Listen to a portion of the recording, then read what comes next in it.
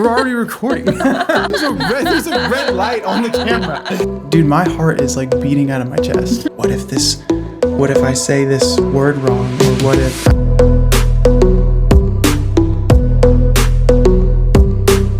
How do you define codependency? How do I define codependency? Codependency is like a drug addiction, but with a person is the way that I see it, right?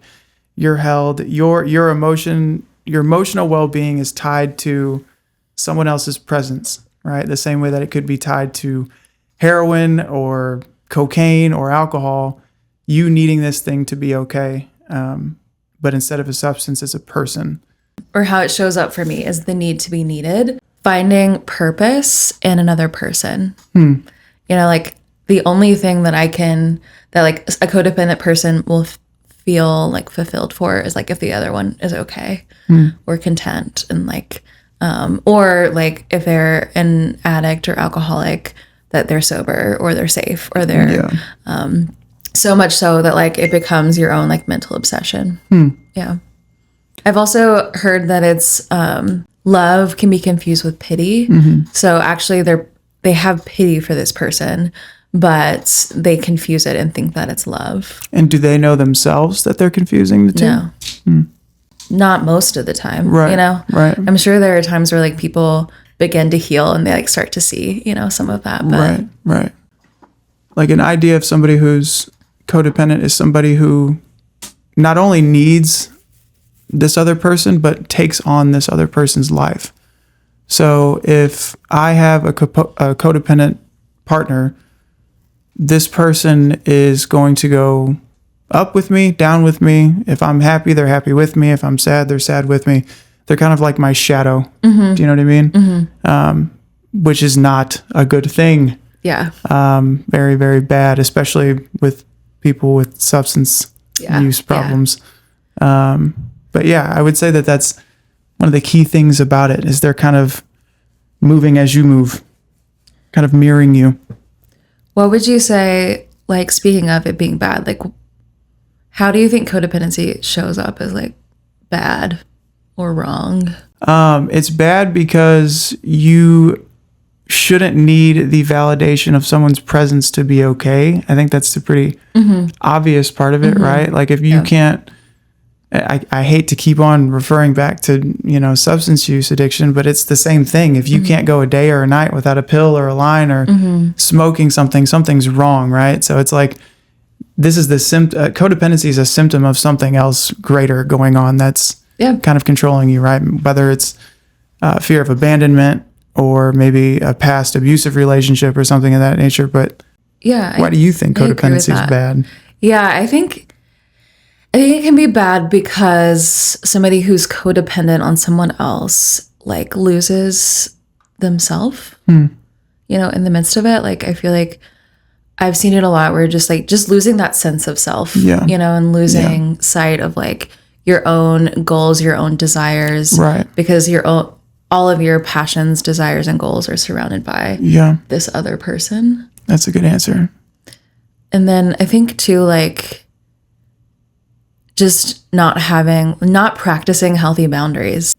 Codependency often like neglects every single boundary in the book, you know? It's like, maybe they know like it's unhealthy to a certain extent, but like they're not willing to do anything about it. Yeah. They can't stop like mentally obsessing, right, about this other person. And so therefore like any boundaries they put in place in an effort to be healthy are probably going to be broken and just crumble. Yeah. You know what I mean? I think a couple of things. I think we're missing the other half of this thing, which is the person who is being held hostage. So not the person who is codependent, but the person who is being used by the codependent. This person's getting the life sucked out of them because they're having to exist for this person's emotional stability, which is quite the job. Yeah. So I think that's another reason that it's very bad. There's a victim here. There's more than one victim here. Or who are in like long-term codependent relationships. How do you think it affects them as a person? On both sides? I think if it's severe enough, I think that it's kind of like a relationship related trauma. Like you're going to carry that with you. Yeah. Should there be more relationships with different people in the future, I think that's going to be carried with you.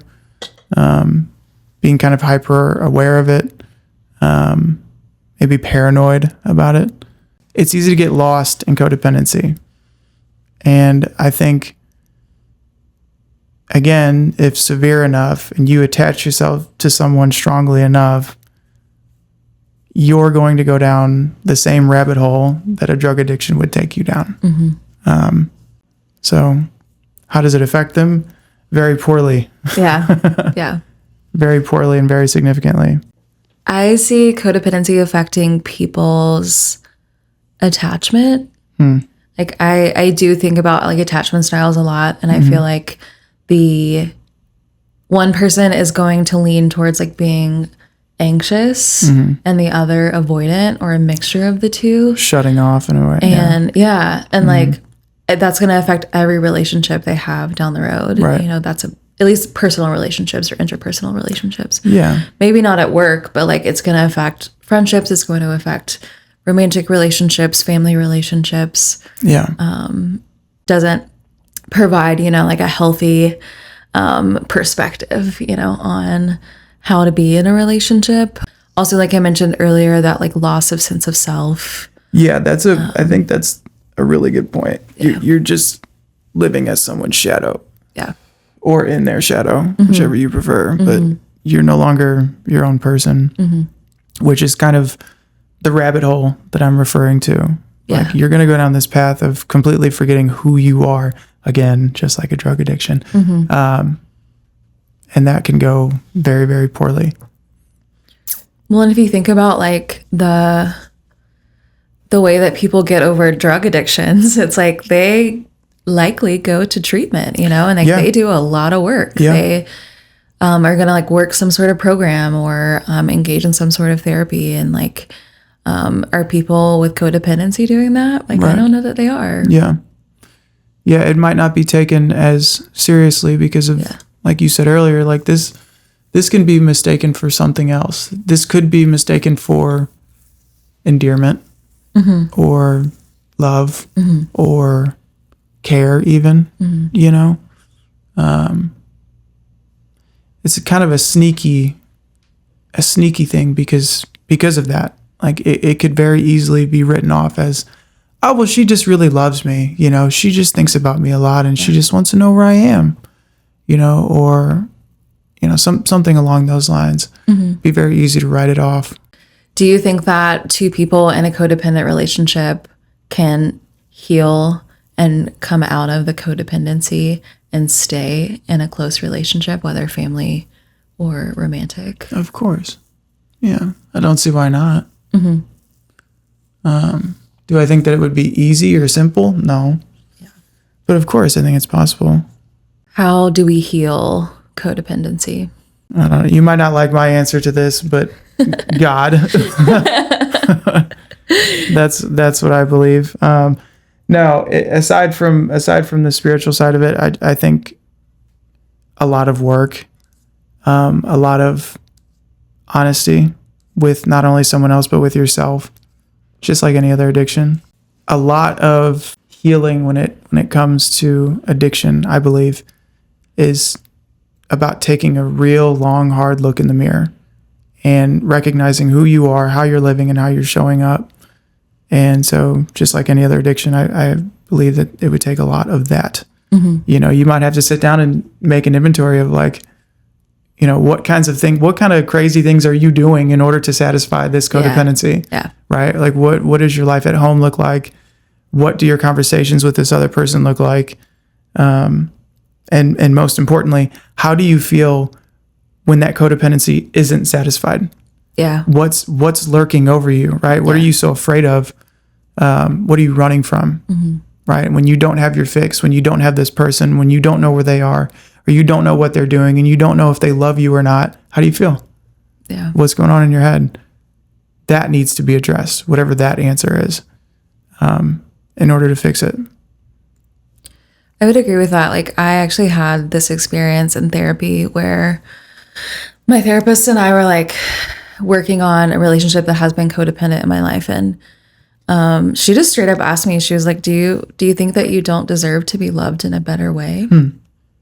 And I had to admit, like, I didn't think I deserved it. And that to me was like picking it all apart. So like I can get down to those like negative core beliefs that run my life, you know, that run my world internally, right? Or like even unconsciously or subconsciously.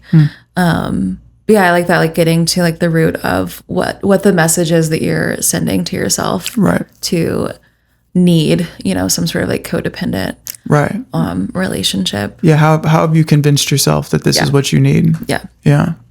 And then I think too, like, I mean, with any relationship, like communication is definitely key. Saying no, having boundaries. Yeah. You know, like, I think those are. Yeah, I think awareness, right? Like you were mentioning, like awareness is a huge part of it. Like, and now I see this unhealthy behavior. Yeah. Right. Yeah, I think just as a good rule of thumb in any sort of healing journey, I think if you don't know anything else, you know that you need to be honest. If you know nothing else and you don't know what else to do, you know that for sure. Yeah. To be honest, especially in a romantic relationship. Or really just any close relationship. But yeah, I would say that would be where I would start. Like you can't do anything until that's done, right? Yeah. So that would be the first thing that I would do to begin healing it. But yeah. Awesome. Well, thank you. Yeah, thank you. For the conversation. I'm going to go try not to have a panic attack now. Please don't.